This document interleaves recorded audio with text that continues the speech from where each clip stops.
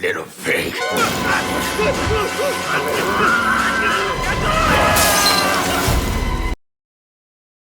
Welcome to another day chock full of spooky recommendations from the world of geekery, and I'll be honest with you, I wasn't originally going to put this game up here. I played it a few years ago, was pretty freaked out by it, but didn't pay much attention to it beyond that. But this week it went on sale on the PlayStation Store, so I decided, hey, what the heck, I'll play it again. And as I started going back through it, I started to remember just how effective this game is.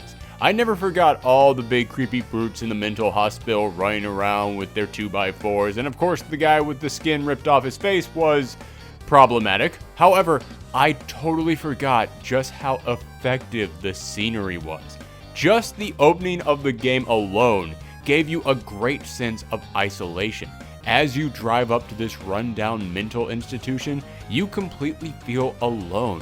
As your cell phone breaks down and the gate closes behind you, you realize that there is no help to be found here. And as you approach the facility, you know the moment you go in, you're not going to have an easy time getting back out. You don't want to go in there, but in order for the game to progress, you force yourself to go on. And all of these scares are enhanced by the audio. One of the most important things in any horror game is the music to set the tone and the sound effects, which keep you looking around wondering what might be out there. And this game nails both of those. The constant low hum of ominous music never once lets you feel at ease.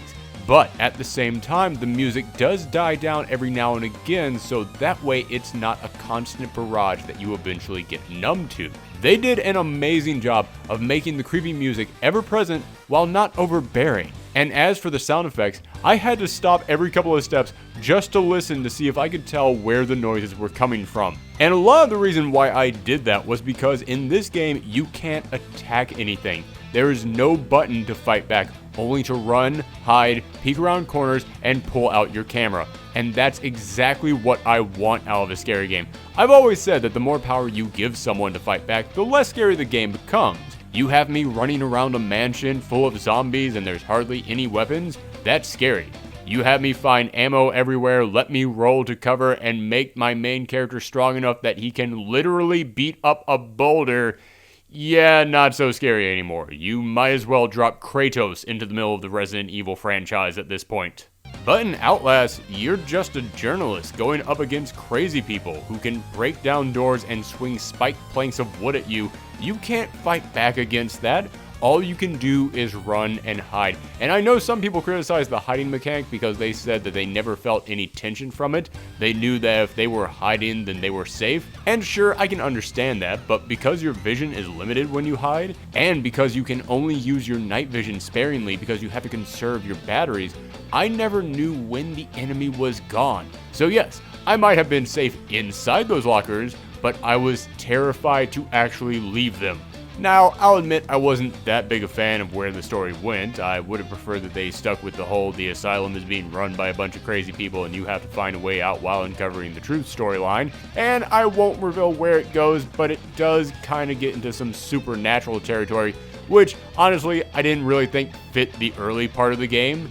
However, that doesn't mean I didn't feel tense all throughout it. And I have to say, I love the idea of you being a journalist and you have to film all of this for your story. In fact, there's a great game mechanic where you have to gather notes about your story, but you can only gather those notes if you have the camera up at just the right moments.